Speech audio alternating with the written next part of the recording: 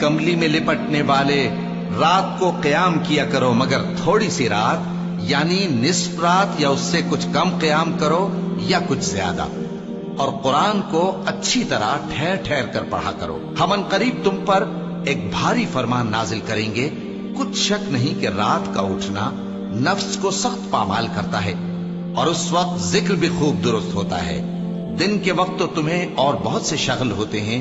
تو اپنے پروردگار کے نام کا ذکر کرو اور ہر طرف سے بے تعلق ہو کر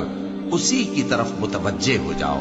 وہی مشرق اور مغرب کا مالک ہے، اس کے سوا کوئی معبود نہیں، تو اسی کو اپنا کارساز بناؤ۔ اور جو دل آزار باتیں یہ لوگ کہتے ہیں ان کو سہتے رہو، اور خوبصورتی سے ان سے کنارہ کش رہو، اور مجھے ان جھٹلانے والوں سے جو دولت مند ہیں سمجھ لینے دو،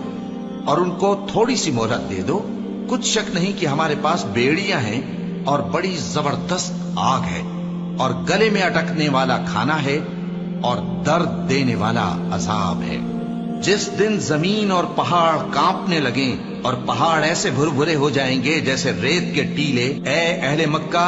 جس طرح ہم نے فرعون کے پاس موسیٰ کو پیغمبر بنا کر بھیجا تھا، اسی طرح تمہارے پاس بھی محمد صلی اللہ علیہ وآلہ وسلم ایک رسول بھیجے ہیں جو تمہارے مقابلے میں گواہ ہوں گے۔ سو فرعون نے ہمارے پیغمبر کا کہا نہ مانا تو ہم نے اس کو بڑے دردناک انداز سے پکڑ لیا۔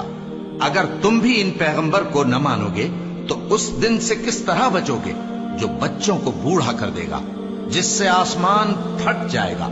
یہ اس کا وعدہ پورا ہو کر رہے گا۔ یہ قرآن تو نصیحت ہے، سو جو چاہے اپنے پروردگار تک پہنچنے کا راستہ اختیار کر لے۔ تمہارا پروردگار خوب جانتا ہے کہ تم اور تمہارے ساتھ کے لوگ کبھی 2/3 رات کے قریب اور کبھی آدھی رات اور کبھی تہائی رات قیام کیا کرتے ہو،